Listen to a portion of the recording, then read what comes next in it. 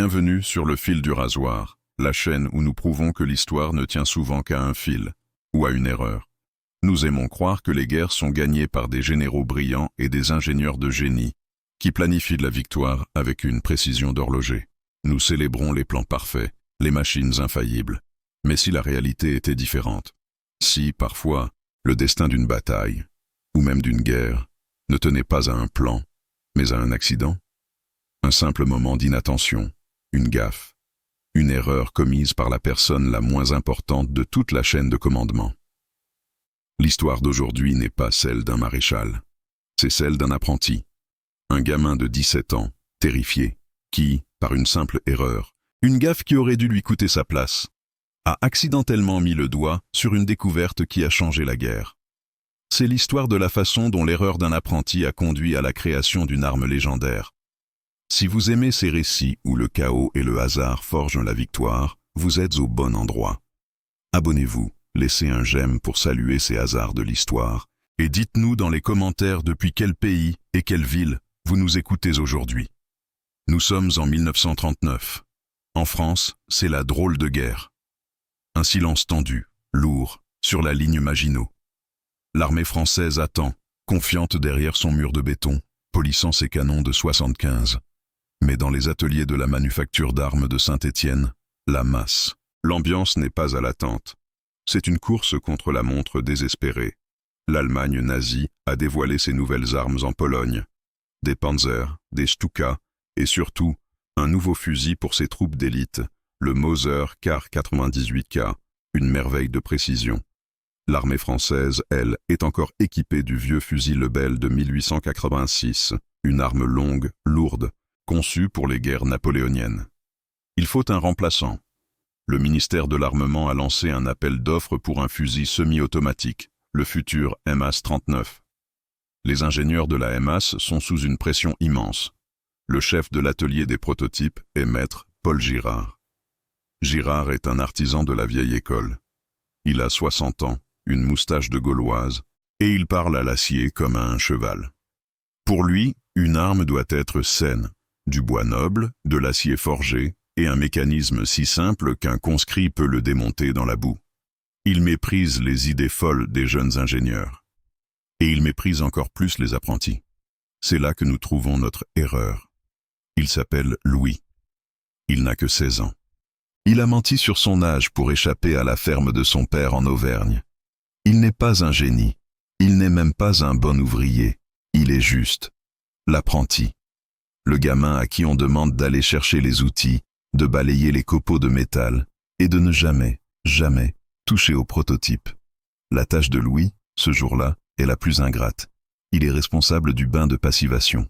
Après que les pièces du prototype, la culasse, le chien, le piston à gaz, ont été usinées, elles doivent être trempées dans un bain chimique, un mélange d'acide et d'huile chauffée à une température précise. C'est ce qui leur donne leur couleur noire et les protège de la rouille. C'est un travail d'horloge, 30 minutes. Pas une de plus. Sinon l'acide mord le métal, le rendant cassant. Maître Girard est obsédé par ce bain. Il le vérifie lui-même toutes les 10 minutes. Mais ce jour-là, la sirène retentit. Une alerte aérienne. Une fausse alerte, comme il y en a 10 par jour. Mais la procédure est stricte. Tout le monde doit évacuer vers les abris. Girard, pestant contre ces boches qui font peur aux oiseaux, jette un œil au bain. « Louis !» hurle-t-il, « je reviens dans 10 minutes. Ne quitte pas ce bain des yeux.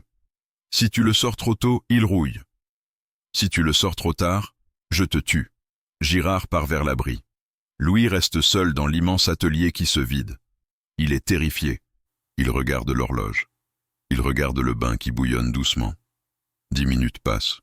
L'alerte n'est pas levée. 20 minutes. Louis commence à paniquer. Maître Girard a dit de ne pas le quitter des yeux, se dit-il, mais il n'a pas dit quoi faire. 30 minutes. C'est le moment. Louis devrait sortir les pièces, mais la sirène hurle toujours. Il a peur de quitter son poste. Il a encore plus peur de désobéir. 40 minutes. Il entend un bruit au loin, un vroom vroom. Peut-être un avion de reconnaissance allemand. Louis, dans un moment de panique d'adolescent, ne fait rien. Il se cache sous son établi.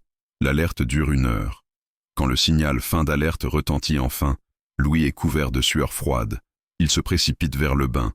Une odeur âcre de brûlé s'en dégage. Il plonge le crochet et sort le panier de pièces. Ce n'est pas bon. Ce n'est pas bon du tout. Les pièces ne sont pas noires et lisses. Elles sont grises. Une couleur de cendre mate, avec une texture étrange, presque poreuse, comme si l'acide les avait mangées. Louis est horrifié. Il a détruit le cœur du prototype MAS 39. Il essaie de les essuyer, de les huiler. Mais la couleur reste. C'est alors que Maître Girard revient, son visage rouge de colère à cause de l'alerte. Il voit Louis. Il voit les pièces. Il s'arrête. Il ne crie pas. Il s'approche lentement. Il prend une des pièces, la culasse et la regarde à la lumière. Il la frotte avec son pouce. « Qu'as-tu fait » murmure-t-il, sa voix blanche de fureur. « Je. » L'alerte, maître. « J'ai eu peur. » « Tu as eu peur. » Girard prend la culasse et la jette de toutes ses forces contre le mur en briques de l'atelier. Au lieu d'un clang métallique, la pièce émet un tude sourd et tombe au sol. Girard la ramasse. Là où elle a frappé, l'acier n'a pas seulement une bosse. Il est fissuré. « Tu l'as tué » hurle Girard, attrapant Louis par le col. « L'acide a mangé l'acier. Tu l'as rendu cassant comme du verre. C'est du poison. Tu as détruit 6 mois de travail. » Il jette Louis au sol. « Dehors, dehors, de mon atelier. Va au four. Va à la ferraille. Tu es un incapable. Tu as de la chance que je ne t'envoie pas en prison pour sabotage. » Louis, en larmes, est renvoyé. Son erreur, les pièces grises et cassantes, sont jetées avec mépris dans le baril de rebuts irrécupérables, destinés à être refondus. L'apprenti a échoué. Son erreur est oubliée. Le hangar des fours était l'endroit où les rêves de la MAS partaient en fumée. C'était un coin sombre et brûlant de l'usine, où des hommes au visage noirci par la suie jetèrent les échecs, les canons tordus, les culasses fissurées, et maintenant, les pièces grises de Louis dans les grands fours Martin pour créer de nouveaux lingots d'acier. C'était un travail d'Hercule. Un travail sans esprit, punitif. C'était la prison de Louis. Il y passa 1 mois, son rêve de devenir armurier brisé. Il ne balayait plus des copeaux de métal brillant. Il pelletait du charbon et des scories. Il était l'apprenti raté, le mangeur d'acide, comme l'appelaient les autres ouvriers. Chaque jour, il regardait le baril de rebuts irrécupérables se remplir, attendant le moment où ces pièces grises seraient jetées dans le feu. Mais le destin, ou peut-être le chaos de la guerre imminente, intervint. Le ministère de l'Armement, paniqué, changea les priorités. Ils avaient besoin d'acier immédiatement pour les canons de 75, pas pour les prototypes de fusils. L'ordre tomba. Ne refondez plus les prototypes. Mettez-les en stock. On verra plus tard.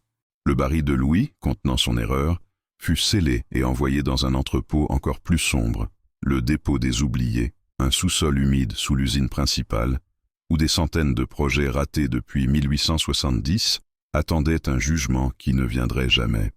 L'erreur de l'apprenti était désormais littéralement enterrée. Pendant ce temps, Maître Girard et ses ingénieurs recommencèrent. Ils usinèrent de nouvelles pièces. Ils les trempèrent dans le bain de passivation, 30 minutes exactement. Elles sortirent noires, brillantes, parfaites. Le prototype MAS 39 fut assemblé. Il était magnifique. Il fut testé. Et il fut un échec. Un échec total et désastreux. Sur le champ de tir de Satory, devant les généraux, le fusil, si beau, s'enraya. Il s'enraya après 3 tirs. La boue, la pluie, tout le grippait. Les pièces, si parfaitement ajustées, si saines, ne toléraient aucune saleté. La crasse de la guerre se logeait dans les mécanismes. Et pire, la rouille. Après une journée sous la pluie, les belles pièces noires étaient couvertes de fleurs oranges. Girard était furieux. C'est la conception. Le piston à gaz est trop complexe. L'ingénieur en chef était furieux. C'est l'usinage. Les tolérances de Girard sont trop serrées. Il se battait, tandis que le projet prenait du retard. La France allait entrer en guerre avec un fusil de 1886. Puis, mai 1940, l'invasion. La France s'effondre. La masse de Saint-Étienne, au cœur de la France, est miraculeusement épargnée par la première vague. Mais la défaite est inévitable. L'armistice est signé. La France est coupée en 2. Saint-Étienne se retrouve en zone libre, sous le contrôle du régime de Vichy. Mais l'usine n'est plus libre. Une commission d'armistice allemande, composée d'ingénieurs et d'officiers, s'installe. Leur mission, s'assurer que la France ne produit plus d'armes de guerre. Ils font l'inventaire. C'est là que le destin frappe à nouveau. L'officier chargé de l'inventaire est un Hauptmann, capitaine, du nom de Werner Kessel. Kessel n'est pas un soldat de bureau, c'est un ingénieur métallurgiste de chez Mauser. C'est un homme qui, comme Girard, comprend l'acier. Sa mission est de vider les entrepôts. Il descend dans le dépôt des oubliés, ce sous-sol humide où l'erreur de Louis dort depuis 1 an. Il fait ouvrir les barils. Il voit des prototypes de 1910, des pistolets étranges, et il voit le baril de Louis. Il l'ouvre, il plonge sa main gantée et sort la culasse grise. Il la regarde. Il n'est pas horrifié. Il est intrigué. Il a déjà vu cette couleur. Il l'a vue dans les laboratoires expérimentaux de Mauser lorsqu'ils essayaient de nouveaux traitements de surface pour les canons de sous-marins. Un traitement pour résister à l'eau salée. Un traitement appelé phosphatage au manganèse. Mais ce qu'il tient dans la main est différent. La texture est plus rugueuse, plus profonde. Il frotte la pièce. Il sort un couteau de sa poche et essaie de la rayer. Le couteau glisse. Il a du mal à mordre le métal. Il prend la pièce, la remonte à la lumière de l'atelier. Il trouve Maître Girard, qui est toujours là, le fantôme de sa propre usine. « Qu'est-ce que c'est » demande Kessel en allemand, tenant la pièce grise. Girard la reconnaît. Il crache. Une erreur. Un rebut. Le travail d'un apprenti stupide. L'acide l'a mangée. Elle est cassante. Cassante ? Kessel, toujours curieux, se dirige vers l'étau. Il serre la culasse dedans. Il prend une masse. « Attention !» crie Girard. « Elle va éclater !» Kessel frappe. Un tude sourd. La pièce ne casse pas. Kessel fronce les sourcils. Il frappe plus fort. Tude. Il frappe de toutes ses forces. La pièce se tord légèrement, mais ne se fissure pas. L'apprenti Louis, dans sa panique, avait menti. Il n'avait pas vu Girard casser la pièce. Il avait supposé. Girard, dans sa fureur, avait frappé une pièce différente, ou avait menti pour justifier le renvoi de l'apprenti. L'erreur n'avait pas rendu l'acier cassant. Kessel est maintenant fasciné. « Où est le reste ?» demande-t-il. Ils descendent au sous-sol. Kessel récupère toutes les pièces grises. Il les emmène dans le laboratoire de la masse, désormais le sien. Il les examine au microscope. Et il découvre le secret. L'erreur de Louis. L'heure supplémentaire dans le bain. L'acide n'avait pas mangé le métal. Il l'avait transformé. La température élevée et le temps prolongé avaient créé une croissance de cristaux de phosphate de manganèse à l'intérieur de l'acier, et non pas seulement sur l'acier. Ce n'était pas un revêtement. C'était une conversion. La surface du métal était devenue une nouvelle substance, une céramique métallique, incroyablement dure. Mais ce n'est pas tout. Kessel découvre la deuxième partie de l'erreur. La texture poreuse. Il met une goutte d'huile sur la pièce grise. Et la pièce boit l'huile. La surface, au microscope, ressemble à une éponge de cristal. Elle retient le lubrifiant. L'apprenti, par la plus pure des chances, avait créé une surface qui était à la fois dure comme le diamant et auto-lubrifiante. Kessel comprend. Il comprend pourquoi le MAS 39 de Girard avait échoué. Ces pièces, parfaites, noires et lisses, étaient trop lisses. L'huile glissait dessus. Au premier grain de sable, le métal frottait contre le métal. L'arme s'enrayait. L'erreur de Louis. C'était la solution. C'était l'arme anti-friction parfaite. Kessel, ingénieur avant d'être soldat, envoie immédiatement un rapport et les pièces à l'OKH, le haut commandement allemand à Berlin. L'erreur d'un apprenti français venait d'être capturée par le Troisième Reich.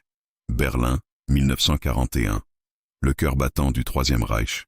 L'euphorie de la victoire sur la France est encore palpable, mais l'attention est déjà tournée vers l'Est.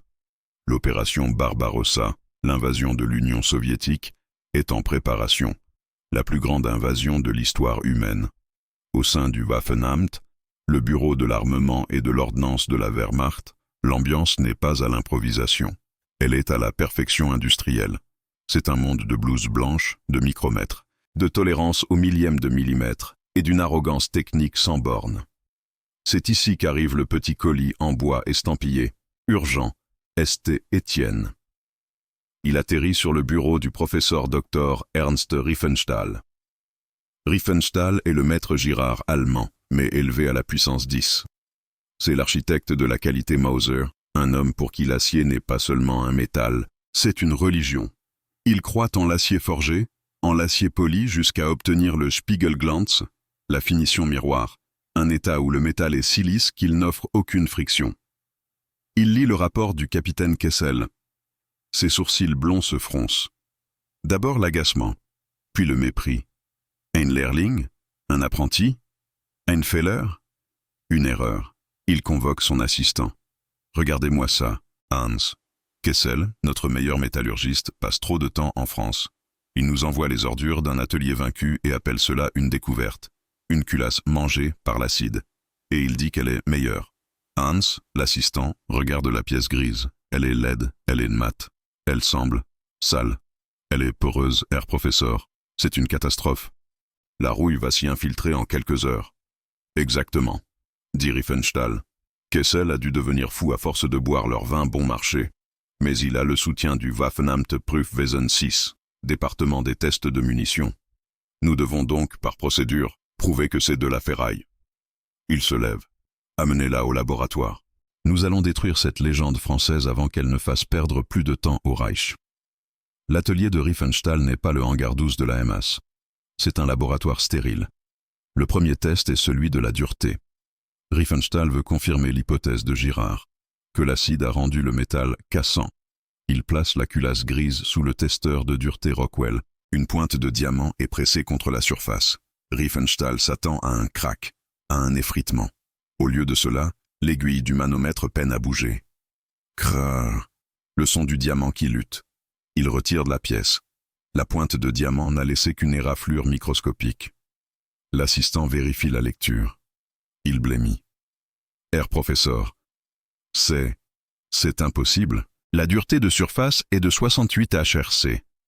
C'est plus dur qu'un roulement à billes. C'est presque aussi dur que l'outil de coupe lui-même. Riefenstahl arrache le rapport. 68 HRC. L'acier standard du car 98K était autour de 55. C'est une anomalie, grogne-t-il. L'acide a créé une peau de verre, mais elle est fine. Elle va éclater au premier choc. Il emmène la pièce à l'étau de choc Sharpie. Un pendule massif est lâché sur la pièce. Clang. La pièce est projetée. Riefenstahl la ramasse. La peau grise n'a pas éclaté. Elle est intacte. Le mépris commence à se transformer en une confusion irritée. Peut-être, dit-il. Mais c'est la porosité qui est le véritable ennemi. C'est une éponge. Elle va rouiller de l'intérieur. Le deuxième test, la corrosion. C'est le test qui devrait achever l'invention de Louis. Ils prennent la culasse grise et une culasse Mauser standard, polie, miroir. Ils les placent dans la chambre de brouillard salin, un enfer humide et chaud qui simule 10 ans d'exposition à l'eau de mer en 24 heures. « Laissez-les 100 heures !» ordonne Riefenstahl. « Je veux que la pièce française soit réduite en poussière orange. » Ils attendent. Après 100 heures, un technicien ouvre la chambre. La culasse Mauser, le joyau de Riefenstahl, est couverte de taches de rouille profondes. Le sel a piqué le métal poli. Puis, il sort la pièce de Louis. Elle est parfaite. Pas une seule trace de rouille. Elle est toujours aussi grise, aussi mate, aussi laide. Et elle semble grasse. Comment? Murmure Hans. Riefenstahl s'approche. Il frotte la pièce. Ses doigts sont couverts d'huile. Elle transpire l'huile, dit Hans. Non, corrige Riefenstahl, son cerveau de génie commençant enfin à comprendre. Elle ne transpire pas. Elle retient. L'huile que l'apprenti a utilisée pour essayer de cacher son erreur. L'acide l'a piégé. Cette surface poreuse, c'est une réserve de lubrifiant. C'est à ce moment précis que le destin frappe. Un officier d'ordonnance entre en courant dans le laboratoire. Il est pâle. Herr Professeur, un télégramme urgent du front de l'Est. Le général Guderian. C'est une catastrophe. Quoi donc? La poussière, Herr Professeur. La poussière de la steppe. Les Panzergruppen avancent si vite que la poussière est partout. Nos armes s'enrayent. Les MG-34 s'y précisent. Leurs culasses polies se grippent après 100 tirs. Les MP-40, c'est pire. Le sable et l'acier poli ne font pas bon ménage. Le Feldmarschall dit que si nous ne trouvons pas une solution à la friction, la Blitzkrieg va s'arrêter. Riefenstahl regarde le télégramme. Il regarde la culasse Mauser rouillée.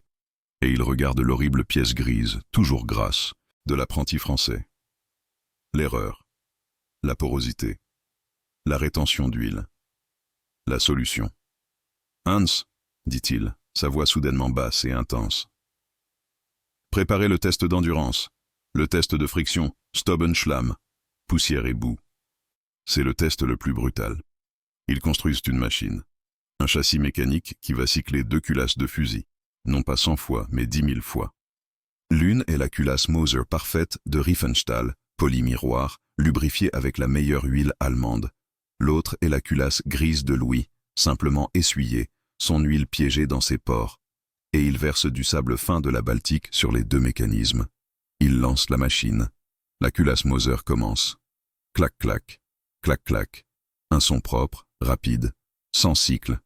Clac, K-R-R-C-H. 200 cycles. K-S-S-R-C-H, clac.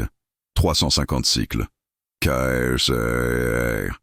Le métal grince. L'acier poli, rayé par le sable, frotte métal contre métal. L'arme est grippée, enrayée, morte. Maintenant, dit Riefenstahl, la française. Il lance la machine sur la culasse de Louis. Chk, chk, chk, chk. Le son est différent. Il est plus doux. Le sable est là. Mais la culasse glisse. 500 cycles. 1000 cycles. 5000 cycles. La machine continue, imperturbable. Ils l'arrêtent à 10 000 cycles. Ils ouvrent le mécanisme. Riefenstahl est stupéfait. La surface éponge a fait son travail. L'huile, retenue dans les pores, a créé une boue lubrifiante. Elle a enrobé les grains de sable, les empêchant de rayer le métal. La pièce qui aurait dû être un échec de friction était l'arme anti-friction ultime. L'erreur de l'apprenti venait de résoudre le plus grand problème de Guderian. Riefenstahl, dans un acte de piraterie intellectuelle magnifique, s'appropria la découverte. Il ne l'appela pas procédé Louis. Il la standardisa, l'optimisa et lui donna un nom allemand. Manganphosphatierung mit tiefer conversion. Phosphatage au manganèse par conversion profonde. C'était une révolution. L'Allemagne abandonna le polissage miroir. L'ordre fut donné. Toutes les nouvelles armes, les MP-40, les fusils G-43 et surtout, la nouvelle mitrailleuse révolutionnaire qui devait remplacer la MG-34 trop précise, la MG-42. Toutes seraient traitées avec l'erreur de l'apprenti français. Une arme légendaire venait de naître, non pas de l'ingénierie allemande, mais de l'accident d'un gamin de 16 ans, dans une usine française vaincue, l'année 1942. La Wehrmacht n'est plus la force victorieuse et arrogante de 1941. Elle a été stoppée, gelée et presque brisée devant Moscou. L'hiver russe, d'une brutalité que Guderian n'avait jamais imaginée, a fait des ravages. Mais ce n'était pas seulement le froid. C'était la boue du printemps, la rasputitsa et la poussière de l'été. Les armes allemandes, ces merveilles de précision conçues par des hommes comme le professeur Riefenstahl, étaient tombées en panne par milliers. Les culasses polies miroirs avaient gelé, le métal se contractant et se grippant. La moindre goutte d'eau de fonte avait provoqué une rouille instantanée. Le soldat allemand moyen, le Lanzer, avait appris à haïr sa propre technologie et à convoiter le fusil Mosin-Nagant de son ennemi soviétique, une arme si grossière, si lâche dans ses tolérances, qu'elle tirait même si elle était pleine de boue. Le Waffenamt à Berlin avait compris sa leçon. L'ère de la précision d'horloger était terminée. L'ère de la fiabilité brute commençait. Et la clé de cette nouvelle ère était la découverte du capitaine Kessel, l'erreur de l'apprenti Louis, le phosphatage au manganèse. Le professeur Riefenstahl, ayant avalé sa fierté, dirigea la plus grande révolution logistique de l'arsenal allemand. L'ordre fut donné. Tous les nouveaux fusils d'assaut STG-44, tous les pistolets P-38, tous les MP-40 de fin de production devaient abandonner le bleuissage noir brillant et adopter cette nouvelle finition grise, mate, laide. Les soldats sur le front ont d'abord été méfiants. Leurs nouvelles armes n'avaient pas l'air neuves. Elles avaient l'air usées, comme si elles avaient été traînées dans la cendre. Mais ils ont vite compris. Là où le vieux MP-40 s'enrayait après 2 chargeurs dans la poussière de Koursk, le nouveau MP-40 gris continuait de tirer. L'huile, piégée dans la surface poreuse, faisait des miracles. La peau de céramique résistait à la rouille de la neige fondue. Les soldats commencèrent à appeler cela la Wunderhaut, la peau miracle. Mais l'impact le plus terrifiant, le plus légendaire de l'erreur de Louis, ne s'est pas manifesté sur un fusil. Il s'est manifesté sur une arme qui allait devenir le son même de la Seconde Guerre mondiale. Les ingénieurs de la société Grossfuss avaient reçu l'ordre de remplacer la MG-34. La MG-34 était un chef-d'œuvre d'usinage, mais elle était trop chère, trop longue à fabriquer, et trop précise. Elle s'enrayait dans la boue. Le nouveau projet, la MG-42, devait être l'opposé. Elle devait être sale. Elle devait être fabriquée à la hâte, en tôle emboutie, pas en acier forgé. Elle devait être bon marché. Et elle devait tirer. Tirer, peu importe les conditions. Le problème, c'était la cadence. La MG-42 était conçue pour tirer à 1200 coups par minute. Une cadence si rapide que les canons devenaient rouges en quelques secondes. Mais surtout, le mécanisme de culasse, un système révolutionnaire à galets, subissait des frictions et des températures qu'aucun métal standard ne pouvait supporter. Le prototype s'enrayait, la culasse soudant presque au canon. Riefenstahl fut appelé. Il regarda le problème. Il vit la friction. Et il se souvint de la pièce grise. Phosphatir S, ordonna-t-il. Phosphatage. Ils ont pris les pièces internes de la MG-42, la culasse, le piston, les galets, et leur ont appliqué le procédé Louis.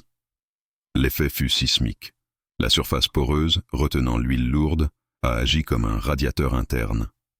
La friction a été divisée par 10. La mitrailleuse, qui s'enrayait après 300 tirs, pouvait maintenant tirer des rafales de 1000 coups, être plongée dans la boue, puis tirer à nouveau. Ils l'avaient fait. Ils avaient créé l'arme d'infanterie la plus fiable et la plus terrifiante du monde. La scie circulaire d'Hitler. Quand la MG-42 arriva sur le front en 1942, elle changea la guerre. Pour les GI, américains débarquant en Normandie, pour les soldats soviétiques à Stalingrad, le son brrrap de la MG-42, ce son de tissu déchiré, devint la voix même de la mort. Et ce qui rendait cette arme si infaillible, si légendaire, ce n'était pas seulement sa cadence de tir. C'était sa fiabilité. Une fiabilité née d'une erreur, dans un atelier français. L'apprenti Louis, sans le savoir, avait armé la meilleure mitrailleuse de l'ennemi. Pendant ce temps, à Saint-Étienne, la vie continuait sous l'occupation. Louis n'était plus au four. Il avait été réassigné. L'usine, sous contrôle allemand, avait besoin de main-d'œuvre, et il avait purgé sa peine. Il était de retour dans l'atelier principal, mais pas avec Maître Girard. Il était sous la supervision du capitaine Kessel. Kessel, l'ingénieur allemand, avait pris Louis sous son aile. Il n'avait jamais dit à l'apprenti que son erreur était devenue le secret de l'armement allemand, mais il le formait. Il avait reconnu le génie accidentel, l'intuition. Il apprit à Louis la métallurgie allemande, la vraie science. Louis, affamé de connaissances, absorbait tout. Il apprit à lire les analyses de spectrographie. Il apprit la science des alliages. L'apprenti raté était devenu, sous l'occupation, l'un des métallurgistes les plus compétents de France. Mais il était aussi un patriote. Et il voyait ce que Kessel faisait. Il voyait les ingénieurs allemands tester de nouveaux traitements de surface, des bains gris qu'il reconnaissait. Il voyait les pièces d'armes allemandes arriver pour analyse, couvertes de cette même finition mate qu'il avait créée par accident. Il comprit. Son erreur n'avait pas été oubliée. Elle avait été volée. L'année 1943 fut une année de ténèbres et de transformation pour Louis. L'apprenti n'existait plus. L'homme qui travaillait désormais aux côtés du capitaine Kessel était un être différent, silencieux, affûté. Il avait 20 ans, mais ses yeux étaient ceux d'un vieil homme. Il avait appris la langue de l'occupant. Il avait appris leur science. Kessel, l'ingénieur allemand, était devenu son mentor involontaire. Kessel, un scientifique pur, voyait en Louis un prodige de la métallurgie, un nature-talent, talent naturel, et il partageait son savoir, se plaignant de la stupidité des bureaucrates de Berlin, ou de la chance de cet apprenti inconnu qui avait découvert le procédé par hasard. Louis ne l'a jamais corrigé. Il n'a jamais dit « c'était moi ». Il écoutait, il apprenait, et il regardait. Il regardait les plans de la MG-42, il voyait les pièces du STG-44 arriver pour des tests de conversion grise. Il voyait son erreur, sa Wunderhaut, être appliquée à l'arsenal qui tuait son peuple. La culpabilité était un poison plus lent, mais plus sûr, que l'acide de son bain. Il voyait les affiches dans Saint-Étienne, les avis d'otages fusillés en représailles d'un acte de la résistance. Et il savait que ces otages étaient tués par des balles tirées par des armes qu'il avait indirectement rendues plus fiables. La haine grandit en lui, une haine froide, calculatrice. Il ne pouvait pas faire sauter l'usine. Elle était trop bien gardée. Il ne pouvait pas arrêter la production. Mais il était devenu le maître du procédé. Il en connaissait les secrets mieux que Kessel, mieux même que Riefenstahl à Berlin. Il savait que l'erreur de 1939 n'était pas une erreur, mais deux. L'acide et le temps avaient créé la dureté, mais c'était l'alerte aérienne, la panique, le refroidissement irrégulier, la pollution du bain qui avait 70 ans, qui avait rendu la pièce parfaite. Il comprit que le génie de sa découverte résidait dans son imperfection. Les Allemands, avec leur obsession de la standardisation, étaient en train de la ruiner. Ils la rendaient trop propre. Ils utilisaient des bains neufs, des températures contrôlées au degré près. Leur phosphatage était bon, mais il n'était pas le miracle de Louis. Et Louis décida de leur donner ce qu'ils méritaient. Il commença son propre sabotage. Un sabotage de métallurgiste. Il était maintenant responsable du calibrage des bains de traitement pour les projets de spéciaux, les pièces de U-boot et les nouveaux composants de la transmission du Panzerfin, le Panther, qui arrivaient de l'Est pour expertise. Kessel lui faisait une confiance aveugle. Louis commença à introduire des erreurs intentionnelles. Il ne fit pas l'erreur de 1939. Il fit l'erreur que Maître Girard croyait qu'il avait faite. Il ajouta un contaminant chimique mineur, presque indétectable, dans le bain de passivation, quelques grammes de soufre. Le résultat était visuellement identique. Les pièces sortaient les grises, mates, poreuses. Elles passaient l'inspection visuelle de Kessel. Elles passaient même le test de dureté Rockwell. Mais le soufre avait fait son œuvre. Il s'était lié à l'acier au niveau intergranulaire. Les pièces n'étaient plus seulement dures. Elles étaient cassantes. Elles étaient devenues du verre. Louis, l'apprenti raté, regardait les caisses de pignon de transmission de Panther. Parfaitement phosphatées, parfaitement huilées et parfaitement fragiles, être estampillées du sceau du Waffenamt et renvoyées sur le front de l'Est. Il souriait. Il entendait des mois plus tard, par des rapports que Kessel lisait avec frustration, que les nouvelles transmissions des Panthers s'échouaient en série dans la boue de Russie, que des arbres de U-boot se fissuraient en pleine mer du Nord. Kessel blâmait les esclaves de l'Est qui fabriquaient l'acier. Il ne blâma jamais le prodige français qui se tenait à ses côtés. L'erreur de l'apprenti était devenue son arme. Puis, août 1944, la libération. Les Alliés et les FFI, Forces françaises de l'intérieur, libèrent Saint-Étienne. La population, affamée et furieuse, chasse les Allemands. Le capitaine Kessel, l'ingénieur, se rend sans combat. Il ne détruit pas l'usine. Il la considère comme un lieu de science, pas de guerre. Et quand les combattants de la résistance, en brassard, entrent dans le laboratoire, qui trouve-t-il? Il trouve Maître Girard, le vieux riveteur, revenu de sa retraite, agitant un drapeau tricolore. Et il trouve Louis, 21 ans, debout à côté de Kessel, en train de discuter calmement de la trempe de l'acier. La scène fut terrible. « Traître !» hurla Girard, pointant un doigt noueux vers Louis. « Collabo ! Je l'ai chassé, et il est revenu lécher les bottes des Boches. Il leur a donné nos secrets. » Pour les FFI, c'était simple. Louis était le prodige de Kessel, le collaborateur horizontal de la métallurgie. Il fut arraché, frappé, sa tête rasée comme celle des femmes qui avaient fraternisé. Il fut jeté dans une cellule, accusé d'intelligence avec l'ennemi. Son sabotage, il ne pouvait pas le prouver. Les pièces cassées étaient en Russie.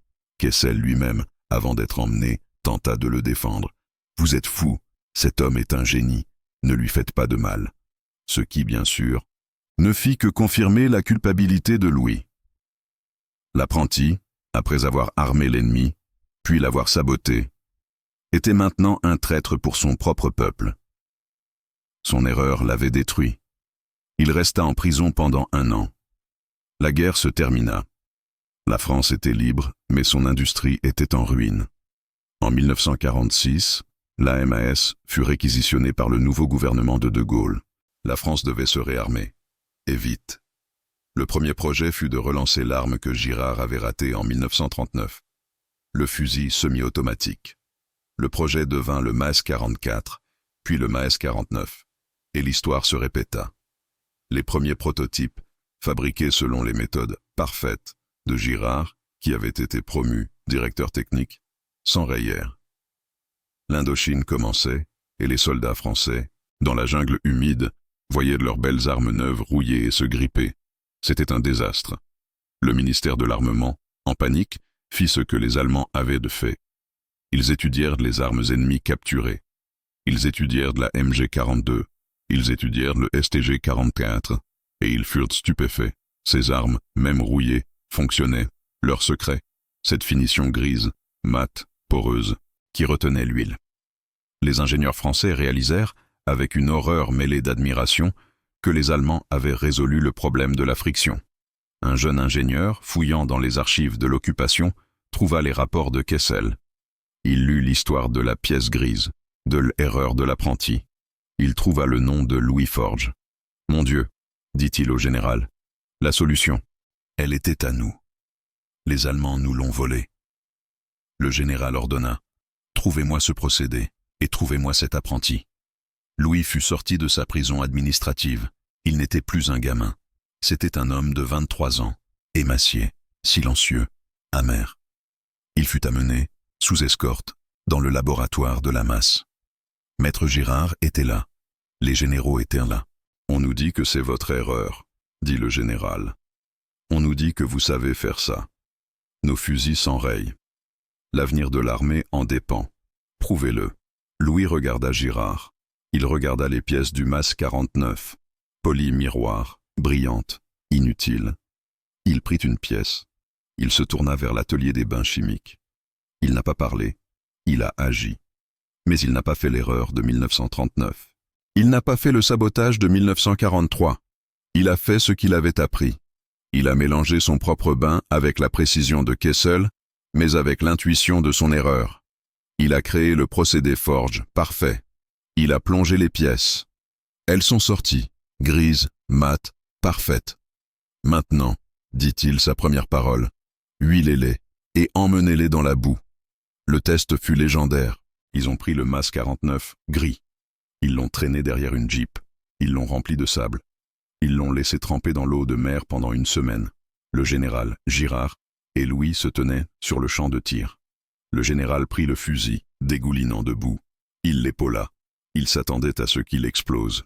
Il appuya sur la détente. Bang! Il tira les 10 cartouches du chargeur.